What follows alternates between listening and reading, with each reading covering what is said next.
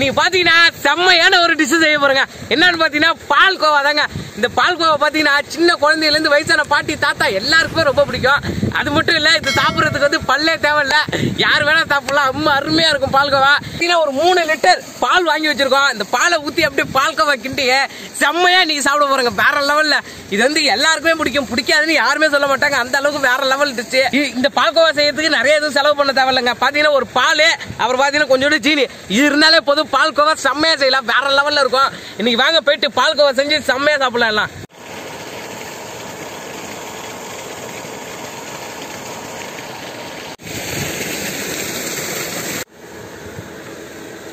நண்பர்களே, இன்னைக்கு நம்ம வந்து பால்கோவா செய்யறதுக்கு பாத்தீங்கன்னா பால் எடுத்துக்கோங்க பாருங்க. அது ஃபுல் கிரீம் மில்க் இருக்கு பாருங்க. இந்த பால் தான் எடுத்துக்கணும். அப்பதான் வந்து பால்கோவா நல்லா கெட்டியா வரும். வேற பால் எடுத்தீங்கன்னா எல்லாம் இதாயிடும். நீங்க பாத்தீங்க நண்பர்களே, நீங்க வந்து பாக்கெட் பால்ல செய்யறதை விட நீங்க பாத்தீங்கன்னா வீட்டுல வந்து மாடு வந்து பால் கறந்துச்சு வச்சுங்க, எரும மாட்டு பாலா இருந்தாலும் சரி, பசுமாட்டு பாலா இருந்தாலும் அதுல செஞ்சீங்கன்னு வச்சுங்களா, அதோட சுவை வேற லெவல்ல இருக்கும். சொல்ல முடியாது. இன்னைக்கு நம்ம வந்து பால் வந்து கிடைக்கல, அதனால சொல்லிட்டு நம்ம பாக்கெட் பால் வாங்கிட்டு வந்துருக்கோம். இந்த பாலை வச்சு நம்ம வந்து செம்மையா இன்னைக்கு பால்கோவா செஞ்சு செம்மையா சாப்பிட போறோங்க.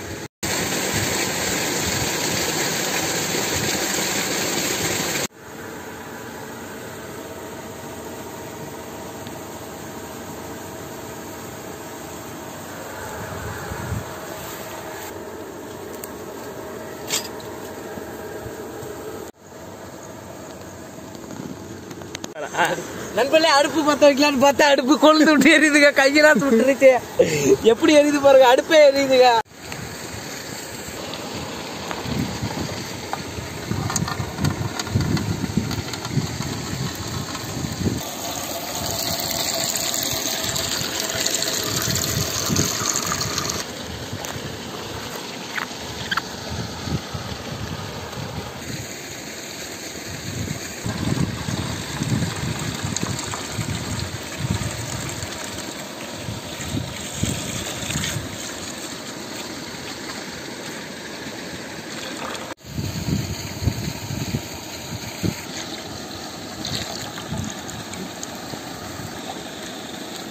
நண்பர்களே, இப்போ நம்ம வந்து பாத்திரத்துல வந்து பாலை ஊத்திட்டு அதுக்கப்புறம் தான் அடுப்புல வைக்கணும். நீங்க வந்து பாத்திரத்தை அடுப்புல வச்சு பாத்திரம் சூடானதுக்கு அப்புறம் நீங்க பாலை ஊத்தினீங்கன்னா பால் வந்து திரிஞ்சு போறதுக்கு வாய்ப்பு இருக்கு. அதனால நாங்க இது மாதிரி செஞ்சுக்கிறோம்.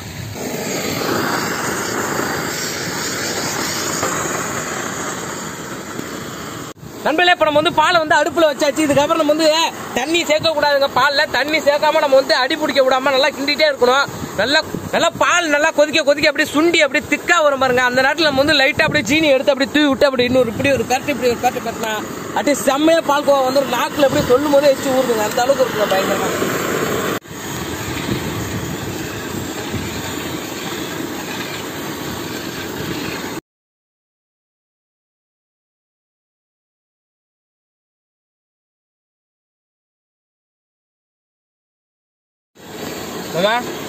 சென்னையில பால்கோவா சாப்பிட்டுருக்கியா? சாப்பிட்டுருக்கேன்டா. எவ்வளவு ரேட்? 50 ரூபா குத்துட்டு 30 கொடுப்பாங்க. 3 லிட்டர் ஊத்திருக்கோம். எவ்வளவு வரும்னு நினைக்கிறேன்? ஒரு 1 கிலோ வரும்னு நினைக்கிறேன். 1 கிலோவா? அரை கிலோ வருமானே யோசிக்க வேண்டியதுமா.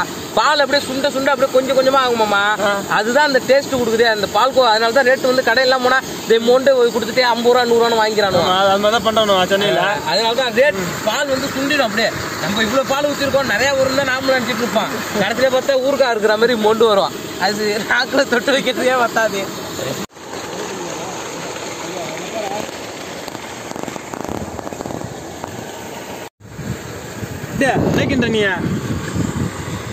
என்னடா நீ ரொம்ப அப்படியே கிண்டிட்டே இருக்க? அம்மா கிண்டிட்டு தான் இருக்கணும். இல்லைன்னா பால் அடியில் வந்து அப்படியே பிடிச்சிக்குமாம்மா. அது எப்படி சொல்றது, கீழே வந்து ஒட்டிட்டு இருக்கும். அப்படியே பக்கம் அடி பிடிச்சா இப்படி இருக்கும் சமைக்கும் போதெல்லாம்.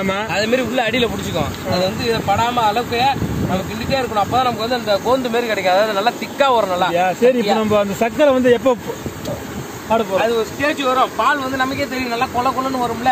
அப்படி வரும்போதே அப்ப நம்ம ஜீனி எடுத்து போட்டு ஒரு 10 கிண்ட இப்படி இப்படி கிண்டன்னு வச்சுக்க. பால்கோவா அப்படியே வாசனைய.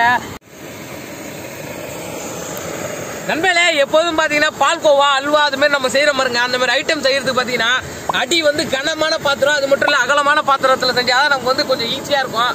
பாத்திரத்துல செஞ்சாதான் நமக்கு வந்து கீழே வந்து ஒட்டாம இருக்கும். நீங்க வந்து இந்த கனமா இல்லாம சும்மா சாதா பாத்திரம் இருக்கு பாருங்க, அதெல்லாம் செஞ்சீங்கன்னா உடனே நீங்க போட்ட வேகத்துக்கு உங்களுக்கு வந்து அடியில வந்து பிடிச்சிக்க முடியாது.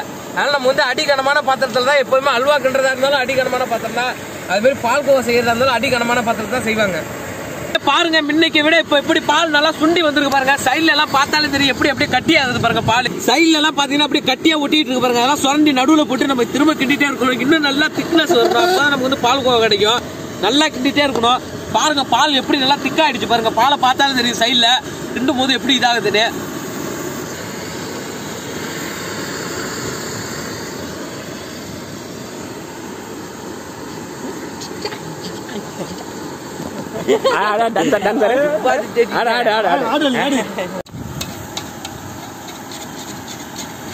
என்னடா பால் அதிகமா இந்த மாதிரி இருந்து இப்ப ரொம்ப கம்மி ஆயிடுச்சு. அது அப்படிதான் டார்லிங். பாருங்க அப்படியே கம்மி ஆயிட்டா வந்தா நமக்கு வந்து பால் கோவா கிடைக்குதுன்னு அர்த்தம். அப்பதான் நல்லா துண்டுது. சரி இப்ப நம்ம சர்க்கரை போட்டலாமா? எப்போ? அது இன்னும் கொஞ்சம் நேரம் ஆகும். நல்லா இதாகும் டார்லிங். அப்பதான் போடணும். அப்பதான் அப்படியே பால் கோவா கிடைச்ச உடனே அப்படியே கையில எடுத்து நல்லா அப்படியே கட்டியா வரும் டார்லிங். அப்படியே சுண்டி அப்படி வந்து பால் கோவா கையில கிடைச்ச உடனே அப்படி எடுத்து சாப்பிட்டா அப்படி எல்லாம் ஆட தோணுங்கிறான். நிறைய பேர் பாத்தீங்கன்னா வயசான தாத்தாலாம் ஏந்திரிக்க முடியாம அப்படியே வீட்டுல படுத்த படிக்கையா இருப்பாங்க பாருங்க. அவங்களுக்கு எல்லாம் பால்கோவா எடுத்து லைட்டா அப்படியே வாயில வச்சு விட்டு அப்படியே கரைஞ்சி அதுவே உள்ள போனதுக்கு அப்புறம் தாத்தா எந்திரிச்சு அப்படியே ஏந்திரிச்சு ஆடுவார். அப்படியே 10 வருஷத்துக்கு தாத்தா இன்னும் அப்படியே நல்லா ஹாப்பியா இருப்பாருங்க. டான்ஸ் எல்லாம் பயங்கரமா இருக்கா? அது சும்மா டார்லிங். இறங்கிட்டு கையில நேரத்துல இப்படி கையில கடிக்கு சாப்பிடுறதுக்கு நாட்டில் பாலை பாருங்க அப்படியே முக்காவாசி பால் அப்படியே சுண்டிடுச்சு பாருங்க. இப்ப பாக்குறதுக்கு பாத்தீங்கன்னா 1 லிட்டர் பால் தான் இருக்கும். 3 லிட்டர் பால் ஊத்தி 1 லிட்டர் பால் அளவுக்கு வந்துருச்சு. அந்த அளவுக்கு நல்லா சுண்டிடுச்சு.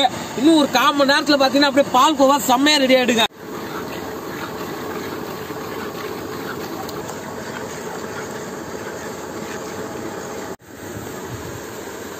நண்பர்களே இப்ப பாத்தீங்கன்னா நம்ம வந்து 3 லிட்டர் பாலை வந்து நல்லா திக்கா காய்ச்சிட்டு இருக்கிறோம். அதுக்கு பாத்தீங்கன்னா நம்ம வந்து 1/4 கிலோ சீனி தான் போடுறோம்.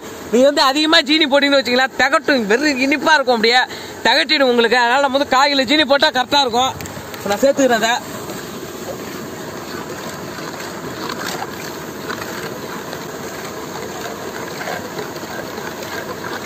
அதான் பாத்தீங்கன்னா இந்த மாதிரி பதம் வந்ததுக்கு அப்புறம் தான் நம்ம வந்து ஜீனியை கொட்டணும். அதுக்கு முன்னாடியே நீங்க ஸ்டார்டிங்கே ஜீனியை கொண்டு கிண்டு வச்சுங்க. பால் அப்படியே தண்ணியாவே இருக்கிற மாதிரி இருக்கும். உங்களுக்கு கட்டி வராது. இது மாதிரி கட்டியானதுக்கு அப்புறம் நீங்க ஊத்தணும். நம்ம இந்த பால்கோவால பாத்தீங்கன்னா ஹைலைட் பாத்தீங்கன்னா இந்த ஏலக்காய் தாங்க. இந்த ஏலக்காவோட வாசனை தான் அப்படியே பால்கோவா தின்றதுக்கு அப்படியே தூண்டும். நல்லா கிட்டிச்சு வச்சிருக்கிற ஏலக்காவை போட்டுக்கிறப்ப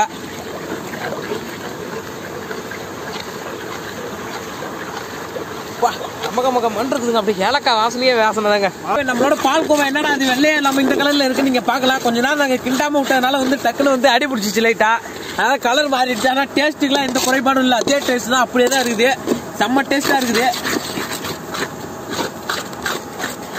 பாருங்க இந்த மாதிரி எப்படி நல்லா இதாகி வந்துருச்சு பாருங்க. 3 லிட்டர் பால் இப்போ 1 லிட்டர் பால் கூட இருக்காது போல இருக்கு. அந்த அளவுக்கு கம்மியாயிடுச்சு. நம்ம பால்கோவா செம்மையா ரெடி ஆயிடுச்சோமா. இப்ப வேற ஒரு பிளேட்ல எடுத்து வச்சுட்டு ஐயோ சொல்ல முடியல நாக்குல எச்சி ஊத்தி இருக்கிறடா விட்டுறது. அந்த அளவுக்கு வேற லெவல்ல இருக்கு.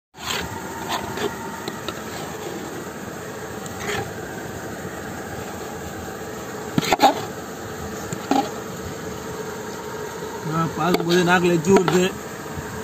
பார்க்க கலரை பார்த்து நீங்க இடம் போட்டுறாங்க. ஆனா உண்மையிலே வேற லெவல் டேஸ்ட். லைட்டா நக்கி பார்த்ததுக்கு அப்படி இருக்குது அருமை.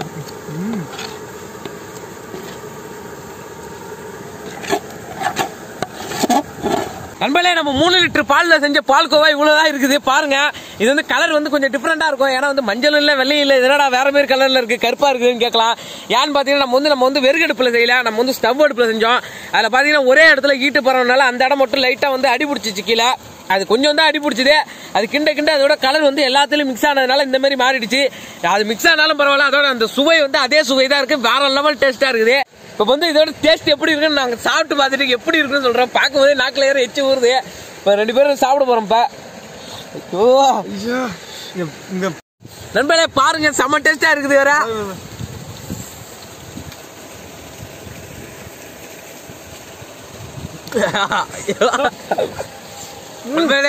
உண்மையிலே சொல்ல முடியல. அந்த அளவுக்கு பிரமாதமா இருக்கு. நாக்குல வைக்கிறது மட்டும் அப்படியே கரையது உள்ள அப்படியே அப்படியே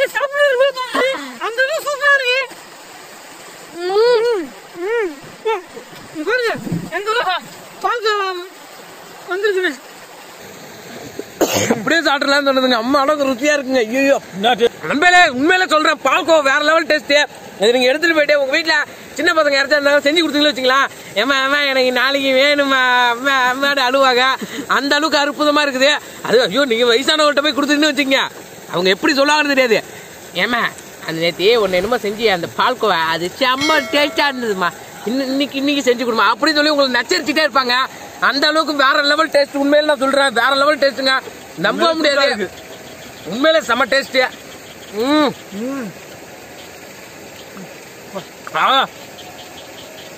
இது சாப்பிட்ட உடனே எனக்கு அப்படியே குச்சிக்கலமா இருக்குங்க, அப்படியே ஆடணும்னு தோணுது.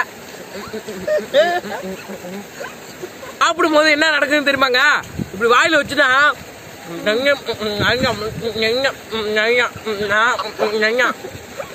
அப்படி இருக்குது. வேற லெவல் டேஸ்ட், செம்மையா இருக்குங்க, கலக்கல் செம்ம டேஸ்ட், பிரமாதமா இருக்குதுங்க. இந்த வீடியோ உங்களுக்கு பிடிச்சிருந்தா லைக் பண்ணுங்க, பிடிக்கலனா டிஸ்லைக் பண்ணுங்க. தெரிஞ்சவங்க தெரியாதவங்களுக்கு எல்லாம் ஷேர் பண்ணுங்க. மறக்காம வில்லேஜ் ஃபுட் சஃபாரி சேனலுக்கு சப்ஸ்கிரைப் பண்ணிடுங்க. எனக்கு காலையில விடிய காலையில எழுந்திருக்கிறதுக்கு முன்னாடி இருந்து எனக்கு வந்து போன் வந்துட்டே இருக்கு, எக்கச்சக்க போன் வருது. யாருன்னு பாத்தீங்கன்னா சின்ன சின்ன பசங்க, என் வீடியோ பாக்குற பசங்க, அண்ணா என்ன உங்க வீடியோ பிடிச்சிருக்குண்ணா எனக்கு அப்படின்னு சொல்லிட்டு நிறைய பேர் வந்து சொல்றாங்க. அது மட்டும் இல்ல அவங்க பேரண்ட்ஸ் எல்லாருமே பேசுறாங்க. எனக்கு அது வந்து ரொம்ப சந்தோஷமா இருக்கு. இது மாதிரி அவங்க சொல்லுவாங்க, தம்பி உன் வீடியோ நல்லா இருக்குப்பா, ரொம்ப சூப்பரா இருக்கு, இது மாதிரியே பண்ணு அப்படின்றாங்க. எனக்கு அதெல்லாம் வந்து ரொம்ப சந்தோஷமா இருக்குது. அதனால வந்து இந்த அவங்களுக்கு அது மட்டும் இல்ல, இந்த வீடியோ நீங்க பாக்குற அந்த எல்லாருக்குமே பாத்தீங்கன்னா கோடான கோடி நன்றி நான் உங்களுக்கு தெரிவிச்சுக்கிறேன்.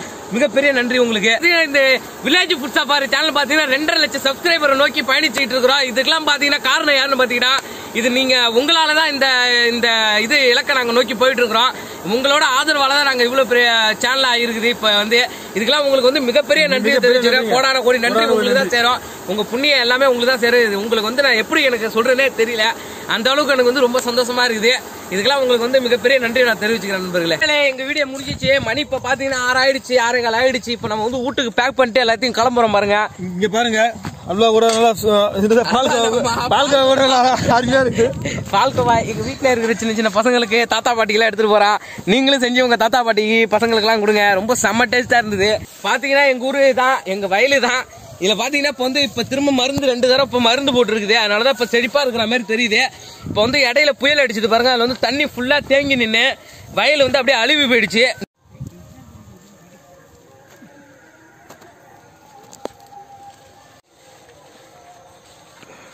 இப்ப பாத்தீங்கன்னா வயல்ல வந்து புதுசா வர பூச்சி அடிச்சிருக்குது. மேல எல்லாம் பாத்தீங்கன்னா பழுத்த மாதிரி இருக்குது பாருங்க. அதெல்லாம் வந்து பூச்சி, அது இலை சுருட்டி பூச்சின்னு சொல்லாங்க. இதுக்கு வந்து ஸ்ப்ரேயர் மருந்து அடிச்சாதான் வந்து நல்லா இருக்குமா.